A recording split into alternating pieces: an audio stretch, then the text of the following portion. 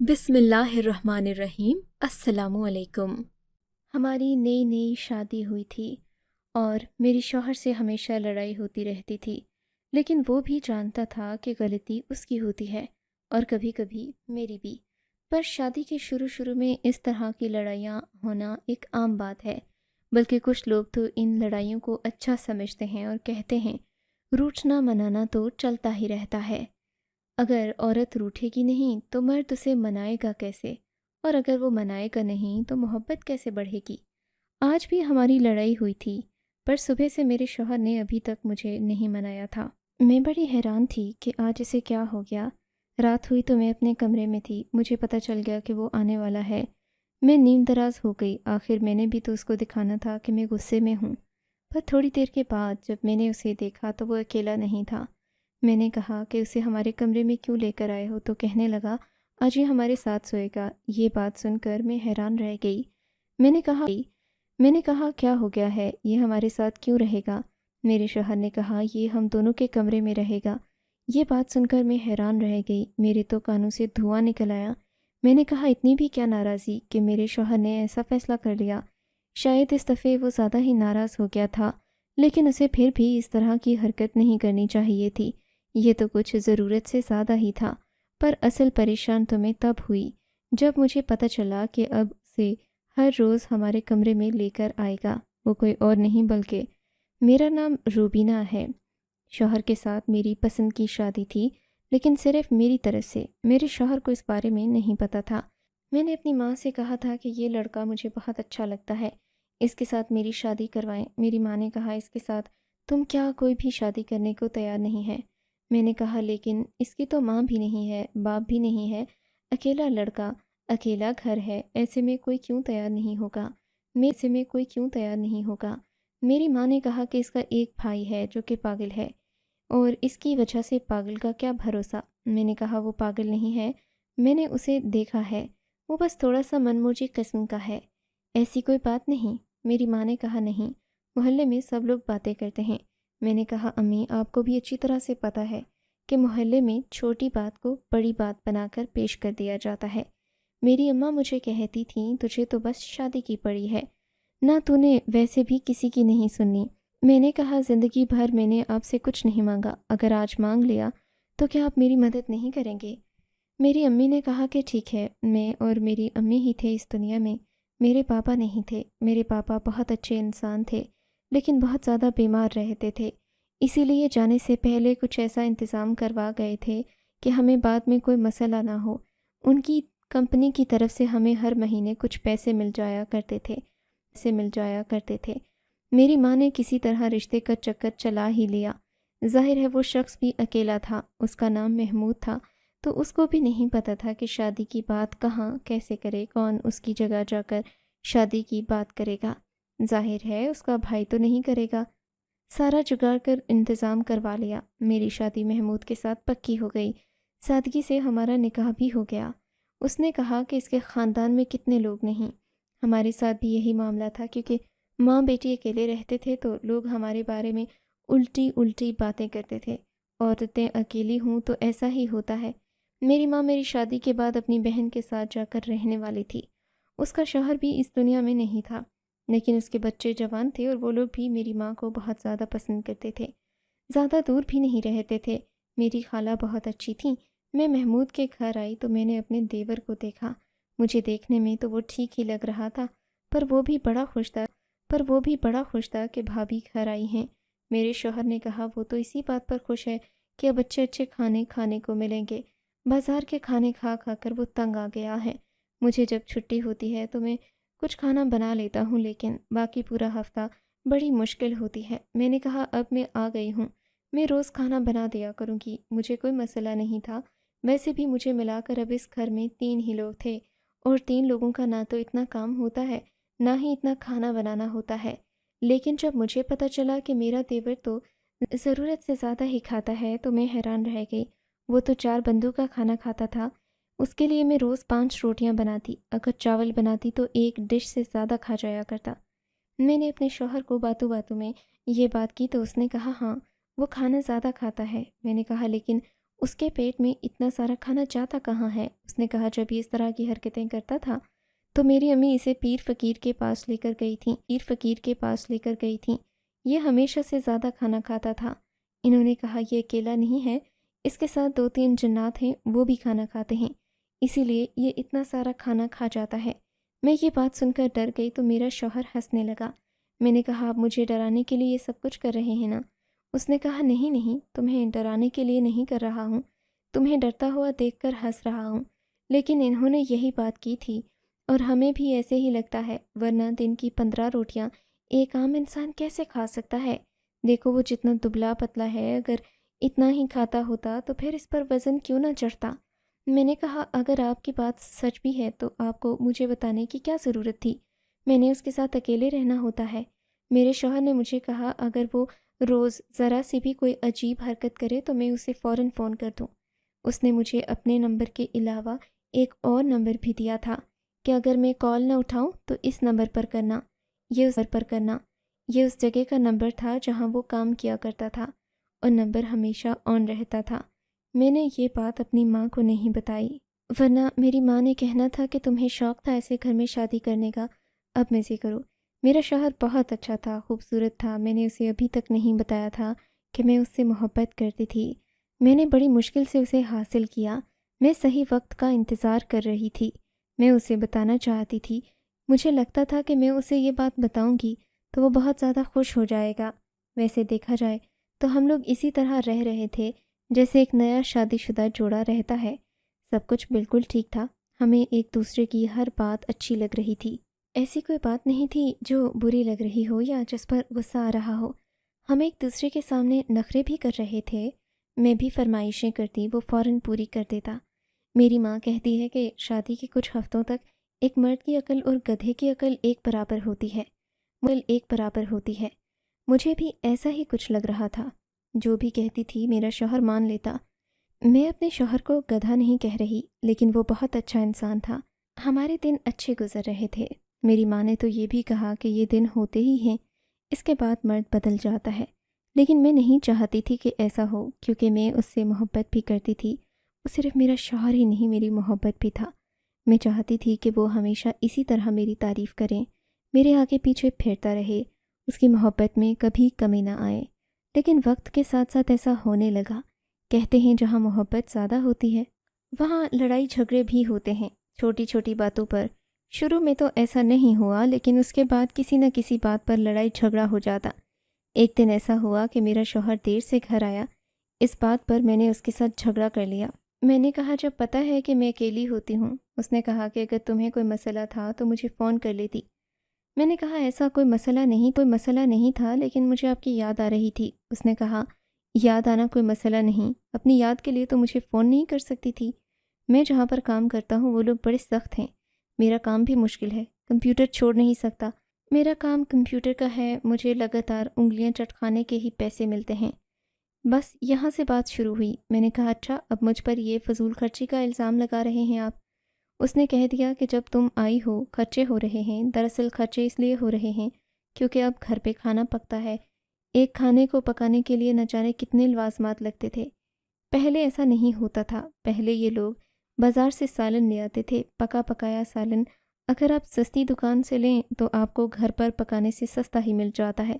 پھر اس کو 2 دن کھا لیتے کیونکہ 2 بندے تھے، اب بندے بھی 3 تھے، گھر میں چیزیں پک رہی تھیں، گھی کا خرچہ، تیل کا خرچہ، گیس، سبزیاں، مسالے۔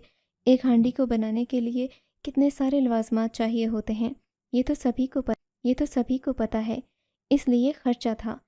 میرا شوہر خرچوں کا بھی میرے ساتھ منسوب کر رہا تھا۔ مجھے غصہ آ گیا۔ ابھی ہماری شادی کو 10-15 دن ہی تو ہوئے تھے، ابھی سے یہ ہماری پہلی لڑائی ہو گئی۔ ایک رات میری آنکھ کھلی تو عجیب سا منظر تھا۔ میں نے دیکھا میرا شوہر میرے بستر پر موجود نہیں تھا۔ میں نے کہا پتہ نہیں کہاں چلا گیا، باتھ روم میں بھی نہیں تھا۔ میں اٹھ کر باہر جانے لگی تو وہ کمرے میں آ رہا تھا۔ میں نے کہا آپ کہاں چلے گئے تھے، کہاں سے آ رہے تھے؟ اس نے بتایا نہیں، پر اس کے ہاتھ میں فون تھا۔ میں سمجھی کہ شاید یہ کسی سے باتیں کر رہا تھا اور میں نہ سن لوں، اس لیے باہر چلا گیا۔ ضرور کسی لڑکی کا مسئلہ ہوگا جس سے ہم محبت کرتے ہیں، اس کے بارے میں بہت وہمی ہوتے ہیں، اور میں تو ضرورت سے زیادہ ہی وہمی تھی۔ میں نے کہا کس کا فون تھا؟ کہنے لگا تمہیں کیا، کس نے کہا کہ فون تھا؟ میں نے کہا پھر فون لے کر کیوں؟ اس نے مجھے نہیں بتایا۔ میں نے خود سے ہی باتیں سوچنا شروع کر دیں اور پھر اس نے مجھے بتا ہی دیا۔ اس نے کہا ساحل کے ذریعے خراب ہو گئی تھی، اس کے پاس چلا گیا تھا، فوراً اس لیے لے گیا کیونکہ ان ڈاکٹر کو فون کرنا پڑ جائے۔ ساحل ہی میرے دیور کا نام تھا۔ میں نے کہا اچھا۔ میں نے کہا کیا ہوا تھا؟ اس نے مجھے زیادہ نہیں بتایا، لیکن جب میں صبح اٹھی تو باہر ابھی 2-4 چیزیں ٹوٹی پڑی ہوئی تھیں۔ اس کا مطلب شاید اس کو کوئی دورہ وغیرہ بھی پڑتا تھا۔ میں حیران تھی، اس کو دورہ بھی پڑتا تھا؟ یہ تو بڑی خطرناک بات تھی۔ خاندان میں تو ہم نے یہی سنا تھا، بس اسے لاڈلا بنا کر رکھا ہوا ہے، اس لیے وہ ایسا ہو گیا ہے۔ لیکن یہاں تو معاملہ تھوڑا سنجیدہ ہی تھا۔ میرے شوہر نے کہا دراصل پہلے ہی رات کو اس کے ساتھ سویا کرتا تھا، اب میں اس کے ساتھ نہیں سو رہا، اس لیے اس کی طبیعت زیادہ خراب ہو رہی ہے۔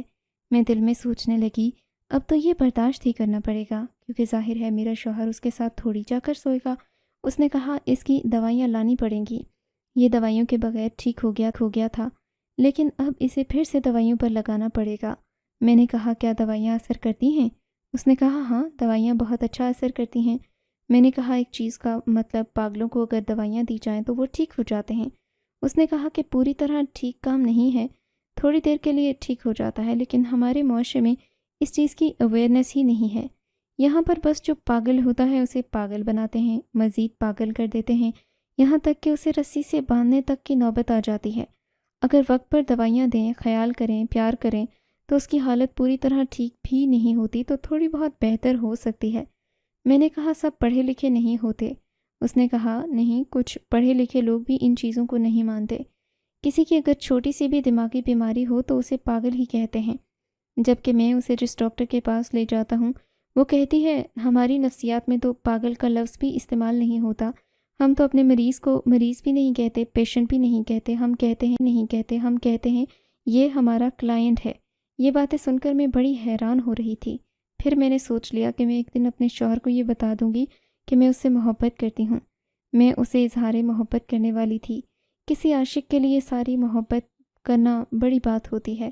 میں نے کمرے کا ماحول بنایا، موم بتیاں لگائیں، اچھے کپڑے پہنے، لال رنگ کے کپڑے، اس کے ساتھ لوازمات پہنے، میک اپ کیا۔ میں نے کہا آج میں اپنے شوہر کو یہ بات بتاؤں گی، لیکن آج کا دن شاید اچھا نہیں گزرا، وہ بہت تھکا ہوا تھا۔ گھر میں داخل ہوا تو اس کی شکل دیکھ کر ہی مجھے اندازہ ہو گیا کہ یہ کچھ پریشان ہے، لیکن پھر بھی میں نے آج جو پلان کیا ہوا تھا وہ پورا ہی کرنا تھا۔ میں نے کہا کہ منہ ہاتھ دھو کر آ جائیں۔ اس نے کہا مجھے بہت بھوک لگی ہے۔ میں نے اس کی پسند کا کھانا بھی بنایا ہوا تھا۔ میں نے کہا کھانا بھی کھلا دوں گی، پہلے مجھے آپ سے ضروری بات کرنی ہے۔ وہ میرے سامنے بیٹھا تھا پر میری طرف پوری طرح متوجہ نہیں تھا، پھر بھی میں نے بتا دیا۔ میں نے کہا دراصل میں آپ سے بہت محبت کرتی ہوں، میں نے آپ سے عشق کیا ہے، آپ کو حاصل کرنے کے لیے بڑے بڑے جگاڑ کیے، تبھی میں یہاں تک پہنچی۔ مجھے لگا وہ کہے گا اچھا، اس کا مطلب کہ تمہاری محبت سچی تھی، تم نے اپنی محبت حاصل کرنے کے لیے نہ جانے کیا کچھ کیا، تم مجھ سے محبت کرتی ہو، کتنی اچھی بات ہے۔ لیکن اس نے جب رد عمل دیا تو میں بالکل حیران رہ گئی۔ اس نے کہا اچھا، یعنی اس نے صرف یہ لفظ بولا کہ اچھا۔ میں حیران رہ گئی۔ میں نے کہا آپ کو اس بات کی کوئی خوشی نہیں کہ آپ کی بیوی آپ سے محبت کرتی ہے؟ اس نے کہا نہیں، ساری بیویوں کو اپنے شوہروں سے محبت ہوتی ہے۔ میں نے کہا ایسا نہیں ہوتا، بیوی ہونا الگ بات ہے، محبوبہ ہونا الگ بات ہے۔ اس نے کہا نہیں، مجھے تو نہیں ایسا لگتا، جو لوگ ارینج میرج کرتے ہیں ان کو بھی ایک دن ایک دوسرے سے محبت ہو ہی جاتی ہے۔ میں نے کہا ایسا نہیں ہوتا، ایسا آپ کو محسوس ہوتا ہے جب آپ کی شادی ارینج ہوتی ہے۔ پھر میرے شوہر نے جو بات کی اس سے میرا دل ہی ٹوٹ گیا۔ اس نے کہا ہماری تو ارینج میرج ہی ہوئی ہے، میری طرف سے تو ارینج ہماری ہے۔ میں نے کہا لیکن میری طرف سے تو یہ محبت کی شادی ہے۔ اس نے کہا پھر تمہیں یہ بات مجھے پہلے بتانی چاہیے تھی۔ میں نے کہا کہ ابھی بتائی ہے تو آپ نے جو رد عمل دیا تھا پہلے بتا کر کیا ہو جاتا۔ مجھے غصہ آ گیا۔ میں نے سوچ لیا کہ میں اپنے شوہر کو نہیں مناؤں گی، وہ مجھے منائے گا تو میں مانوں گی نہیں۔ اس نے میرا دل ہی توڑ دیا تھا۔ میرا ایک چھوٹا سا خواب تھا جو میں نے دیکھا تھا، اس نے اسے چکنا چور کر دیا تھا۔ میرے شوہر نے کہا تم کبھی چھوٹی چھوٹی باتوں پر بہت عجیب حرکتیں کرتی ہو۔ آج اس کی زبان سے یہ لفظ نہیں نکلا ہے، ورنہ اس نے ایسے ہی مجھے کبھی نہیں کہا۔ میں تو منہ پھلا کر ایک طرف بیٹھ گئی۔ اس نے خود ہی کھانا گرم کیا، باہر بیٹھ کر کھانا کھانے لگا، لیکن اس کی ایک عادت تھی کہ وہ مجھے ناراض کر کے کبھی نہیں سوتا تھا۔ مجھے پتہ تھا وہ مجھے منائے بغیر نہیں سوئے گا، پر وہ میرے کمرے میں ہی نہیں آ رہا تھا۔ میں بھی جاگ رہی تھی، جاگنے کے لیے کبھی موبائل کی طرف متوجہ ہو جاتی، کتاب پڑھنے لگتی۔ وہ 12 بجے کے بعد کمرے میں آیا تو سامنے کا منظر دیکھ کر میں حیران رہ گئی، کیونکہ وہ اکیلا نہیں تھا۔ میں نے کہا اسے یہاں کیوں لے کر آئے ہو؟ اس نے کہا یہ بھی ہمارے ساتھ رہے گا۔ میں حیران رہ گئی، میں نے کہا کیا مطلب، ایسا کیسے ہو سکتا ہے؟ کیونکہ اب اپنے بھائی ساحل کو وہ اندر لے آیا تھا جو کہ پاگل تھا۔ اس نے کہا دیکھو ہماری شادی کا 1 مہینہ ہونے والا ہے، اس بیچارے نے بڑی مشکل سے یہ مہینہ گزارا ہے، اسے میرے ساتھ سونے کی عادت ہے، اب اس کے لیے بڑی مشکل ہو رہی ہے، یہ کچھ دن ہمارے ساتھ سوئے گا تاکہ اس کی طبیعت تھوڑی سیٹ ہو جائے، پھر اس کے بعد میں کوئی اور سسٹم کر لوں گا۔ میں اسے اکیلے اس کمرے میں نہیں چھوڑ سکتا، اگر یہ اکیلا رہا تو خود کو مارنے کی کوشش کر سکتا ہے۔ میں نے کہا یہ کام آپ نے پہلے نہیں کیا، آج آپ میرے پر غصہ نکال رہے ہیں۔ میرے شوہر نے کہا تمہیں کیا لگتا ہے میری زندگی میں صرف تم ہو، بس تمہارے ارد گرد میری زندگی گھومتی ہے، ہر بات تمہارے سے ریلیٹڈ ہوگی۔ میں اپنے بھائی کے لیے کچھ نہیں سوچ سکتا، میں اپنے بھائی کے لیے پریشان ہوں، تو مجھے مزید پریشان نہیں کرو، میرا دماغ نہیں خراب کرو، زیادہ بک بک کرنے کی ضرورت نہیں، یہ بس ہمارے ساتھ سوئے گا۔ میرے تو سر سے شروع ہوئی اور پیروں پر آ کر بات ختم ہوئی۔ آج میرے شوہر کے منہ میں میرے سے بھی زیادہ لمبی زبان آ رہی تھی۔ میں بھی خاموش ہو گئی۔ میں نے کہا ٹھیک ہے، میرے شوہر کو مجھ پر غصہ تھا یا نہیں، لیکن اس نے کہا وہ کر دکھایا، ہمارا دیور ہمارے ساتھ سونے لگا۔ میں حیران تھی یہ سب کیا ہو رہا ہے، وہ تو اپنی بیماری میں تھا، اسے ان باتوں کا پتہ نہیں تھا کہ اس کا ہمارے کمرے میں کوئی کام نہیں۔ میری ایک سہیلی تھی جو بتاتی تھی جب سے میری شادی ہوئی ہے 2 سال ہونے والے ہیں، میرے دیور اور میرے سسر آج تک میرے کمرے میں نہیں آئے۔ مجھے اس کی بات بڑی اچھی لگی، کیونکہ ظاہر ہے شادی شدہ جوڑے اپنی پرائیویسی میں رکھتے ہیں۔ مجھے لگا کاش یہ سسٹم ہمارے یہاں بھی ہوتا، پر یہاں پر تو ایسی الٹی گنگا بہہ رہی تھی کہ ہمارا ایسا کوئی نظام ہی نہیں تھا۔ میرا دیور میرے شوہر کے ساتھ ہمارے کمرے کے اندر ہمارے ہی گھر میں سو رہا تھا۔ مجھے بالکل نیند نہ آتی، لیکن اس کمرے میں اور کوئی جگہ نہیں تھی جہاں پر میں جا کر سو سکتی، اور میں باہر جا کر سونا نہیں چاہتی تھی کیونکہ مجھے اکیلے ڈر لگتا تھا۔ میرے شوہر نے مجھے دیکھا تھا کہ سو جاؤ، جاگ کیوں رہی ہو، منہ لپیٹ کر سو گیا۔ اس نے اپنے بھائی کی طرف اپنا منہ کر لیا۔ میں حیران رہ گئی، بس کراتے کراتے مجھے بھی نہیں تھا امید۔ کہتے ہیں کہ کبھی کبھی رات کا ایک وقت ایسا بھی ہوتا ہے جب اچھے بھلے آدمی اور بیمار آدمی دونوں کی ایک جیسی حالت ہو جاتی ہے، چاہے کچھ بھی ہو رہا ہو، چاہے شور ہو، لائٹ گئی ہو، پنکھا ہو نہ ہو، گرمی ہو سردی ہو، اسے نیند آ ہی جاتی ہے۔ اسی طرح مجھے بھی نیند آ گئی، لیکن میں صبح بھی ناراض تھی۔ میں نے اپنے شوہر سے کہا کہ اس طرح نہیں چلے گا، یہ سب کیا ہے؟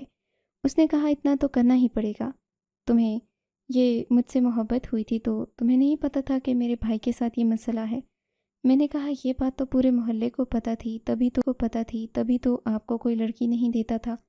اس نے کہا بس پھر تمہیں بھی پتہ ہوگی نا، اب تو آ گئی ہو، سب کچھ دیکھ کر آئی ہو، تو پھر اب یہ سب کچھ برداشت کرو۔ میں نے کہا میں نے آپ کو اپنی محبت کے بارے میں کیا بتایا؟ آپ نے تو مجھے نفرت کرنا شروع کر دی۔ اس نے کہا ایسی کوئی بات نہیں، میں اس محبت وغیرہ پر یقین نہیں رکھتا۔ میرے لیے محبت یہی ہے کہ تم میرا ساتھ دو، اور میرا بھائی مشکل میں ہے، وہ جان بوجھ کر یہ سب نہیں کر رہا، اس کی حالت ہی ایسی ہے۔ اس معاملے میں اگر تم میرا ساتھ نہیں دو گی تو ابھی تک تم میرے لیے کیا کیا کرتی آئے ہو، میں سب کچھ بھول جاؤں گا۔ مہینہ ہونے والا ہے، میں ہر روز تمہارے لیے کوئی نہ کوئی چیز لے کر آتا ہوں۔ میں نے کہا آپ تو بڑے کنجوس آدمی ہیں، ہر چیز کا حساب رکھتے ہیں۔ اس نے کہا حساب نہیں رکھ رہا، تمہیں بتا رہا ہوں، بس پھر سے ہمارا جھگڑا ہو گیا، ہم نے پورا دن ایک دوسرے کو نہیں بلایا، رات ہوئی تو وہ پھر سے اپنے بھائی کو کمرے میں لے کر آ گیا۔ میں بڑی پریشان تھی، اتنی دن تو اس طرح یہ سب یوں ہی نہیں چلنے والا تھا۔ ایک دن میں نے ساحل کو ہی کہا کہ ہمارے کمرے میں مت آیا کرو، ہمارے کمرے میں ایک چڑیل ہے جو تمہیں کھا جائے گی۔ تو اس نے ایک ایسی بات کی کہ مجھے ڈر لگے۔ اس نے کہا میں چڑیل سے نہیں ڈرتا، میں نے چڑیلوں کو دیکھا ہوا ہے، وہ کسی انسان کو نہیں کھاتی، وہ تو انسانوں سے اچھی ہوتی ہیں۔ میں نے کہا تم نے کہاں دیکھا؟ اس نے کہا میرے ساتھ ایک چڑیل رہتی ہے، میں ہمیشہ اس سے باتیں کرتا ہوں، تبھی جب وہ میری دوست ہے۔ مجھے ہی ڈر لگنا شروع ہو گیا۔ میں نے کہا اگر سچ میں ایسا ہوا تو اس کا مطلب اس کے سارے جنات بھی ہمارے کمرے میں ہی آتے ہیں۔ میں نے اپنے شوہر کو پیار سے سمجھایا اور کہا دیکھو ایسے نہیں ہوتا۔ اس نے کہا مجھے پتہ ہے ایسا نہیں ہوتا، لیکن کچھ دن تک اس کو یہیں رکھنا پڑے گا، نہیں تو اس کے دورے پڑنا شروع ہو جائیں گے۔ مصیبت بڑھتی جائے گی۔ تمہیں نہیں پتہ ان چیزوں کا، بڑی مشکل سے ہم نے اسے اس لوپ سے نکالا ہے۔ اس ڈاکٹر نے بڑی محنت کی ہے، اسے اکیلا چھوڑ دیں گے تو کچھ اور ہو جائے گا۔ ہر ایک چیز کا کوئی نہ کوئی مطلب ہوتا ہے، یہ دھاگوں کا کھیل ہے، اسی طرح سے کرنا پڑتا ہے۔ کچھ دن برداشت کر لو۔ برداشت ہی تو نہیں ہو رہا تھا مجھے۔ میں نے گھر میں ایک کام والی رکھی تھی جو ہفتے میں ایک دفعہ آتی، اس کو بھی یہ بات پتہ چل گئی، اس نے محلے میں بتا دی، میری ماں کو بھی پتہ چل گئی۔ میری ماں نے کہا یہ کیا بات ہوئی، یہ کوئی طریقہ ہے، ایسے کوئی کرتا ہے، وہ کوئی چھوٹا بچہ تو نہیں۔ میں نے کہا امی اتنا بڑا بھی نہیں ہے، اس کی عمر 17 سال ہی تو ہے۔ ادھر اصل میں 24 سال کی تھی میں، اور میرا شوہر 25 سال کا۔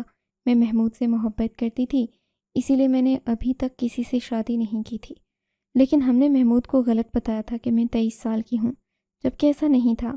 میری ماں نے کہا تھا کہ پھر بھی اسے منع کرو۔ اس نے مجھے کہا کہ زیادہ عرصے تک یہ سب کچھ نہیں چلے گا، لیکن میں نے اپنی ماں کو یہ بات نہیں بتائی۔ میں نے انہیں تسلیاں دینے کے لیے مظلوم بن گئی۔ میں نے کہا پتہ نہیں کب تک یوں ہی چلے گا، میں تو پریشان ہو گئی ہوں، کیونکہ اس سے پہلے میں کوئی بات امی کو بتاتی تو وہ یہی کہتی تھیں کہ پسند کی چڑھائی ہے نا، اب خود ہی برداشت کر لو۔ لیکن اس معاملے پر میری ماں بھی مجھے تسلیاں دینے لگی۔ انسان کی فطرت ہے، اسے تسلیاں لینے کا بڑا شوق ہوتا ہے۔ شاید مظلوم بننا ہر انسان کو اچھا لگتا ہے۔ میرا شوہر تو اپنی بات سے ہٹ نہیں رہا تھا، لیکن ایک دن کچھ ایسا ہوا، میرے قدموں تلے سے زمین نکل گئی۔ ساحل میرا شوہر اور میں کمرے میں تھے، جب اچانک رات کو میری آنکھ کھلی تو سامنے کا منظر دیکھ کر میری روح فنا ہو گئی۔ میں نے دیکھا ساحل کے ہاتھ میں ایک گلدان تھا اور وہ میرے شوہر کی طرف بڑھ رہا تھا۔ اگر میں نہ چلاتی تو وہ گلدان میرے شوہر کے سر پر دے مارتا۔ میرے شوہر نے بھی دیکھ لیا کہ ایسا ہی ہونے والا تھا۔ میں بھی بری طرح چلانے لگی۔ ساحل کو دورہ پڑ گیا تھا، وہ ہمیں نقصان پہنچانے کے لیے ہماری طرف بڑھ رہا تھا۔ میرا شوہر بار بار اسے روک رہا تھا۔ ہماری چیخیں سن کر محلے والے بھی جاگ گئے، ساتھ والی آنٹی تو آ گئی کیونکہ وہ پہلے بھی ہمارے گھر آتی جاتی رہتی تھی۔ اچھا بھلا تماشا بن گیا۔ اگلے دن ڈاکٹر کے پاس لے گئے تو ڈاکٹر نے کہا اسے کچھ دن ہسپتال میں رکھنا ہوگا، اس کی طبیعت زیادہ خراب ہے۔ میرا شوہر بڑا پریشان تھا، اب تو مجھے بھی افسوس ہو رہا تھا۔ اس کا چھوٹا بھائی تھا، اس نے مرنے سے پہلے اپنے ماں باپ سے وعدہ کیا تھا کہ وہ اس کا ہمیشہ خیال رکھے گا۔